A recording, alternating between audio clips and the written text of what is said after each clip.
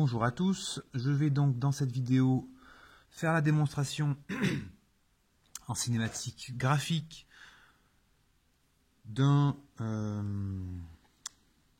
centre instantané de rotation, donc d'un CIR, et d'un vecteur vitesse que je vais trouver en utilisant l'équiprojectivité. Bien, première chose, je vois que dans l'exercice on me dit que j'ai un vecteur au point A qui va tourner dans le sens ici oméga anti-horaire, donc dans le sens des aiguilles d'une montre, qui va avoir une norme de 0,5 m par seconde. Si mon échelle de construction me dit que 10 cm correspondent à 1 mètre seconde, du coup je vais avoir un vecteur A qui mesurera 5 cm. Je sais qu'il est en mouvement de rotation au point A par rapport au point 0. Je connais le sens, du coup je vais pouvoir tracer ce vecteur perpendiculaire à OA. Donc mon support sera comme ça, voilà, perpendiculaire à OA, et d'une valeur, donc d'une longueur de 5 cm, qui correspond à donc 0,5 mètres secondes. Voilà, 5 cm. Je prends mon stylo rouge et je trace VA de 1 par rapport à 0. Ok. Le CIR me dit que avec une pièce qui n'est pas en mouvement ni de rotation ni de translation, sinon ça ne marchera pas. Si j'ai une pièce en mouvement de rotation, mon CIR se confond sur le centre et du coup je ne vais pas pouvoir l'utiliser. Et si j'ai une pièce en translation, eh bien mon CIR il est à l'infini, donc je ne peux pas l'utiliser non plus. C'est que des pièces qui sont sur des mouvements plans ou des mouvements quelconques, comme la bielle maîtresse numéro 2. Mon vecteur ici appartient à la pièce 1. Avec la relation de Schall, je peux dire que VA de 1 par rapport à 0 est égal à VA de 1 par rapport à 2 plus VA de 2 par rapport à 0. Or, le vecteur A de 1 par rapport à 2, A est le centre de ma liaison pivot entre 1 et 2. Donc ce vecteur va être nul. Or A est le centre de la liaison pivot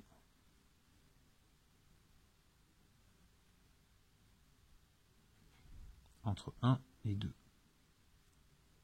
Donc, VA de 1 par rapport à 2 est nul, vecteur nul. Du coup, je réécris mon équation. VA de 1 par rapport à 0 est égal à VA de 2 par rapport à 0.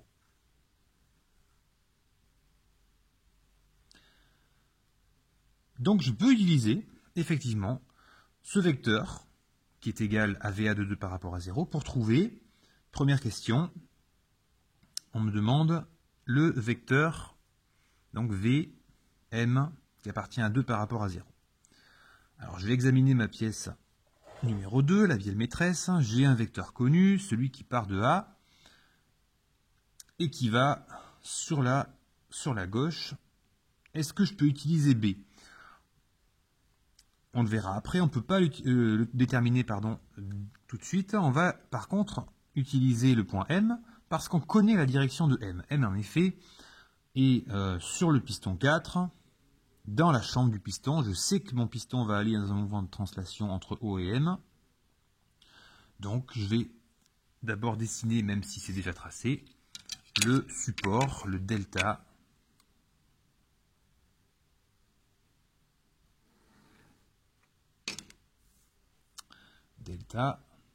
VM de 2 par rapport à 0, le support.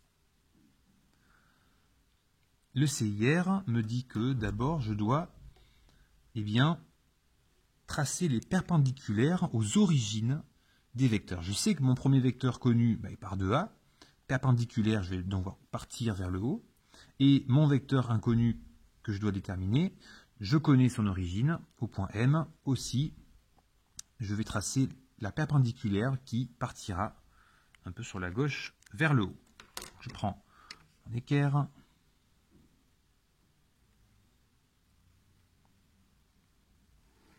perpendiculaire, et je prends la perpendiculaire au point A, donc ça va suivre la droite OA,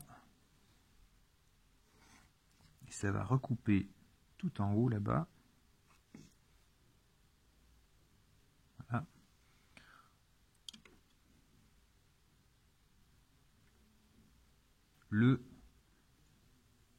L'intersection ici, que je vais appeler I,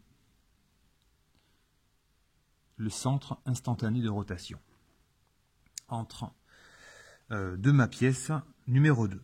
Donc ça veut dire qu'à l'instant T, ma pièce 2, juste à l'instant T, mais pas plus loin, elle va tourner autour de ce point. En mouvement de rotation, je peux donc tracer, alors je vais le faire en vert, je peux tracer le triangle des vitesses. Toutes mes vitesses des points que je cherche, qui sont donc sur ma pièce 2, je pourrais les trouver. Alors je vais le faire aussi en vert de ce côté, voilà, comme ça on le verra bien. Ok. Avec un compas, alors je n'ai pas sous la main, mais avec une règle ça va aussi, je vais donc prendre la valeur ici entre I et M et la reporter sur cette droite, IA. En compas, ça va très bien. On peut l'utiliser pour cela. On peut faire 100 aussi. Donc, je trouve à environ 7 cm et demi. Donc, je vais partir de I vers A et reprendre mon 7,5. Il va exactement sur ma flèche. C'est pas une bonne idée de l'avoir mis là, vu que c'est moi qui l'ai mise ici en plein milieu. De ce point, je vais tracer donc dans mon triangle des vitesses là, parallèle à mon vecteur ici, perpendiculaire à ma droite I, A, perpendiculaire. Alors je ne le mets pas en rouge parce que ce ne sera pas encore le vecteur, mais il aura la même longueur que mon vecteur que je cherche. Cette droite-là, c'est la projection donc de M sur IA, et ça me donne ici, quand ça touche cette droite-là, eh bien la longueur de mon vecteur recherché. Je mesure ici 3,1 cm. Du coup, je vais reporter sur le delta de M 3,1 cm. Et donc je change, je peux tracer le vecteur ici V M de 2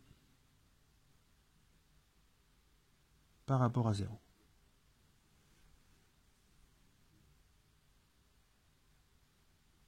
Et dans une deuxième vidéo, on va trouver, grâce à l'autre méthode de l'équiprojectivité, eh bien VB. Ah non, pardon, on va rester sur le CIR et on va trouver VB de 2 par rapport à 0.